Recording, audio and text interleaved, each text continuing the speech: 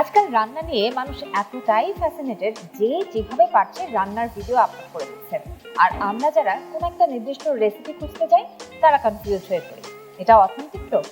আচ্ছা, এখানে যেভাবে দেখানো হয়েছে ঠিক কি এভাবেই রান্না করতে হয়?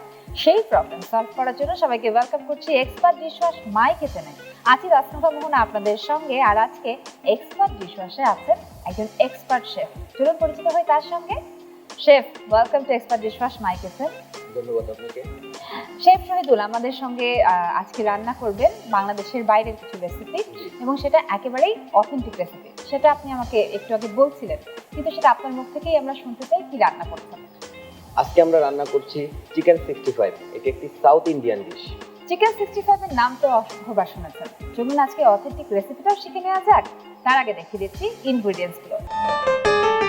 চিকেন 65 তৈরি করতে আমাদের যা যা লাগবে। উপকরণ: হাড় ছাড়া মুরগির মাংস 250 গ্রাম, আদা রসুন বাটা 2 চা চামচ, কাশ্মীরি চিলি পাউডার 1 চা চামচ, কালো গোলমরিচের গুঁড়ো হাফ চা চামচ, টক দই 2 টেবিল চামচ, কর্নফ্লাওয়ার 2 চা চামচ, ময়দা 1 কাপ, লেবুর রস 1 টেবিল চামচ, ডিম 1টি, কারি পাউডার 1.5 টেবিল চামচ, কাঁচামরিচ 15টি, রসুন কুচি 2 চা চামচ, আদা কুচি 2 চা চামচ, সয়াবিন তেল প্রয়োজন মতো, লবণ স্বাদ মতো।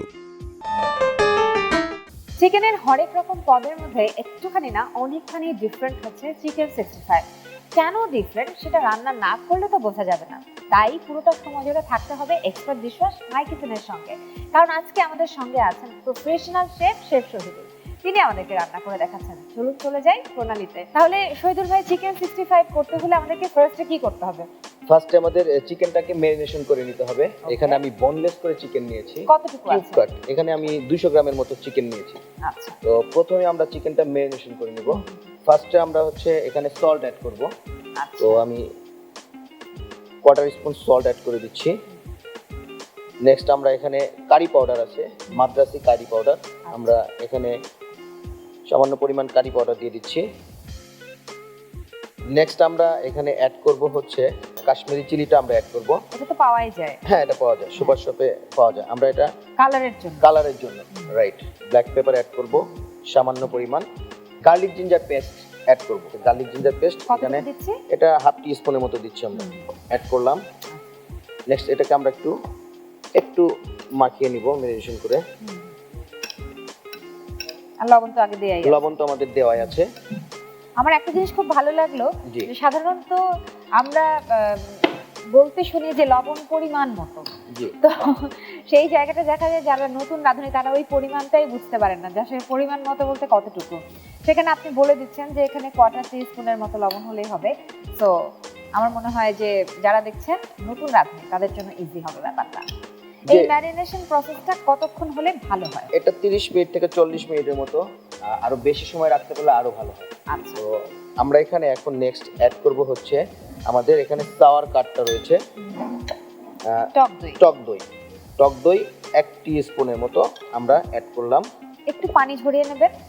হ্যাঁ, সেক্ষেত্রে একটা ক্রিমি টেক্সচার আসবে। রাইট। হ্যাঁ, এবং খুব বেশি টক ব্যাপারটা থাকবে না টক দইয়ের মধ্যে। জি, আমরা টক দইটা অ্যাড করে দিয়েছি। বা চিকেনটাও খুব পানি পানি হয়ে যাবে না, তাই না? পানি হবে না। হ্যাঁ। এখন এখানে আমরা লেমন জুসটা অ্যাড করব। লেবু নিয়ে একটু লেমন জুস অ্যাড করেছি। এখানে আমরা 1 টিস্পুনের পরিমাণ ফ্লাওয়ার অ্যাড করছি। সঙ্গে আমরা কর্নফ্লাওয়ার ছিল বাইন্ডিং এর জন্য, কর্নফ্লাওয়ারও আমরা হাফ টিস্পুনের মতো কর্নফ্লাওয়ার অ্যাড করছি। এখানে আমাদের বাইন্ডিং এর জন্য একটু ডিমের প্রয়োজন হবে। তাহলে ডিমটা লাগছে এরপরে? জি, ডিম লাগছে।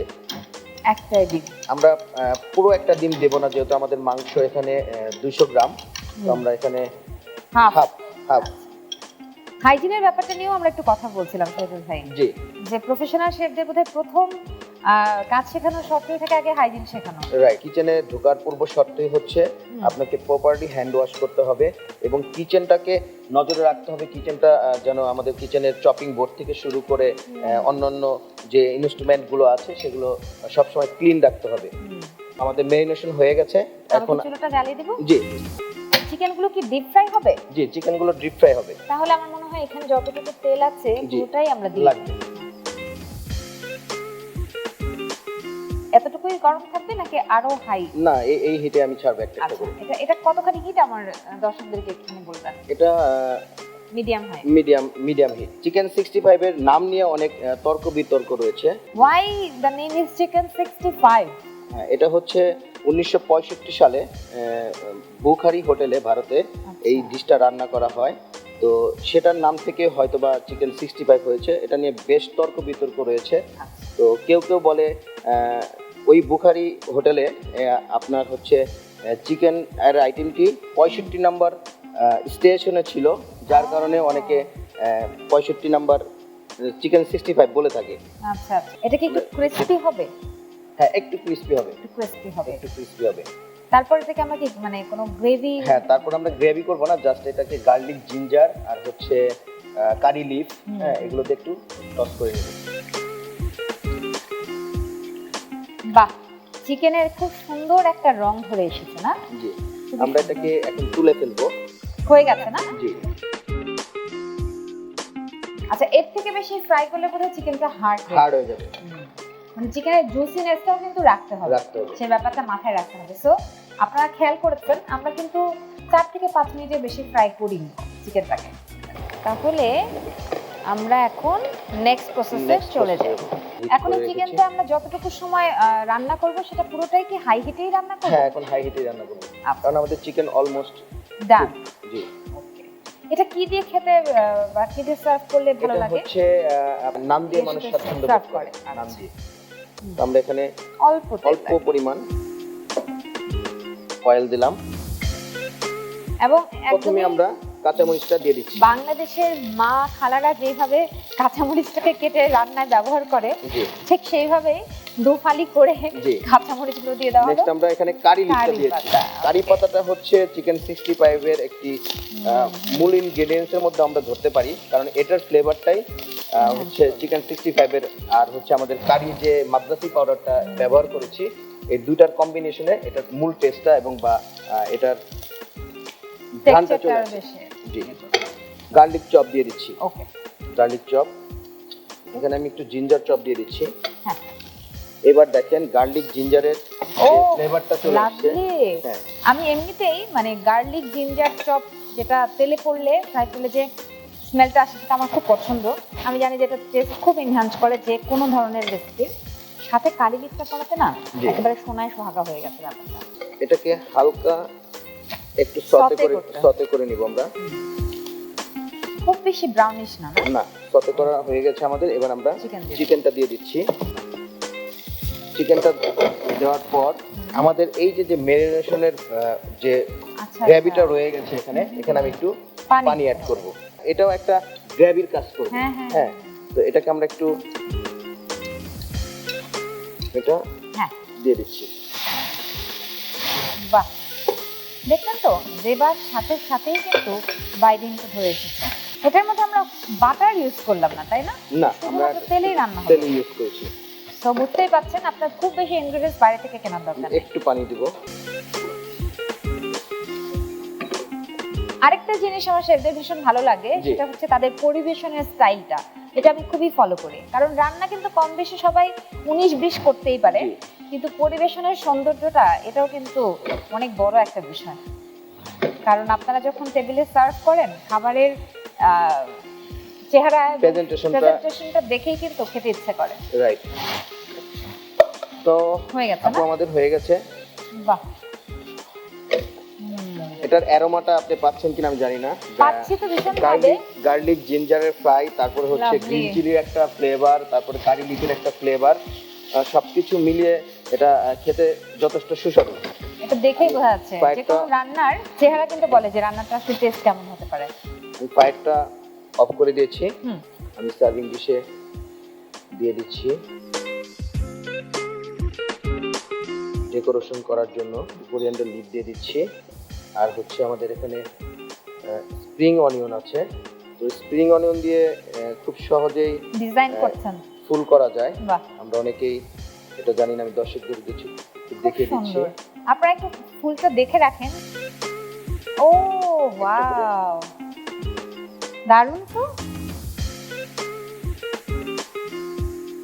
ডান, রান্না রেডি। ওকে, আপু এই ছিল আমাদের আজকে চিকেন 65। ওফ, আমার আবার ফ্রেগ্রেন্সটা নিতে ইচ্ছে করছে। উফ, খাবার যদি এমন হয় দেখে এবং তার গন্ধে স্বাদ এমনি একটা ধারণা করে ফেলা যায়, তখন কিন্তু ঝাঁপিয়ে পড়তে হয়। আপনারা ঝাঁপিয়ে পড়ুন, চটপট রান্না করে ফেলুন খুব সহজ রেসিপি চিকেন 65। আপনাদের জন্য প্রণালীটি আলাদা। প্রস্তুত প্রণালী: প্রথমে একটি বাটিতে চিকেন নিয়ে তার মধ্যে লবণ, curry powder, Kashmiri chilli powder, কালো গোলমরিচের গুঁড়ো, আদা রসুন বাটা, টক দই, লেবুর রস, কর্নফ্লাওয়ার, ময়দা ও ডিম দিয়ে ভালোভাবে মেরিনেট করে 4 থেকে 5 মিনিট তেলে ভেজে নিন। এরপর পুনরায় প্যানে তেল গরম করে তার মধ্যে কাঁচামরিচ, কারি পাতা ও আদা রসুন কুচি দিয়ে হালকা ভেজে তার মধ্যে ভেজে রাখা চিকেন দিয়ে দিন এবং বেঁচে যাওয়া মেরিনেট করে মশলার সাথে সামান্য পানি মিশিয়ে চিকেনের মধ্যে দিয়ে দিন। এরপর 2-3 মিনিট রান্না করে তুলে নিন এবং পছন্দ মতো গার্নিশিং করে পরিবেশন করুন চিকেন 65। আর আমাদের সঙ্গে আছেন প্রফেশনাল শেফ শহীদুল। কিন্তু আমার টেবিলের সামনে আরো মজাদার খাবার রয়েছে, সেই জন্য আমি আর অন্য কোনো দিকে মনোযোগ দিতে পারছি না। শেফ আমাদের গেস্টও আজকে নিজেও রান্না করেছেন, কিন্তু তারপরেও আমার একটা দায়িত্ব থাকে সবার আগে সার্ভ করে দেবার। চিকেন 65 ট্রাই করবো এবারে, দেখি যেটা কেমন হলো। চিকেন তো অনেক রকমের খেয়েছি, 65ও খেয়েছি, এবারে প্রফেশনাল শেফের হাতে অথেন্টিক রেসিপিটা ট্রাই করে দেখি। কারি পাতার ফ্লেভারটা, গার্লিক জিঞ্জারের ফ্লেভারটা, অ্যারোমাটা বেশ ভালো দিচ্ছে। কারি লিভসের টেস্টটা অসাধারণ এসছে। আমরা সাধারণত ফিউশন টাইপের খাবার খাই রেস্টুরেন্টে গেলে, চিকেনটা হয় দেখা যায় সুইট, সাওয়ার, অনেক ধরনের টেস্ট মুখে বাস করতে থাকে। সেই জায়গা থেকে আমি বলবো যে খুবই ডিফারেন্ট একটা টেস্ট। Thank you. আপনারা অবশ্যই ট্রাই করবেন। ওই যে মাদ্রাজি পাউডার যেটা দিয়েছিল শেফ, এবং সেই সঙ্গে কাশ্মীরি চিলি পাউডার সেটা ইউজ করেছিল। আপনারা ট্রাই করবেন একটু অথেন্টিক করার জন্য, যেন কষ্ট করে ইনগ্রেডিয়েন্টসগুলো জোগাড় করা যায়।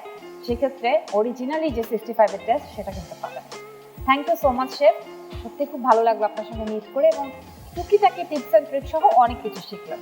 ধন্যবাদ আপু আপনাকে, ধন্যবাদ মাই টিভিকে এত সুন্দর একটি প্রোগ্রামে আমাকে আমন্ত্রণ জানানোর জন্য। এক্সপার্ট ডিশওয়াশ মাই কিচেনে আমাদের চিকেন 65 রান্না হলো।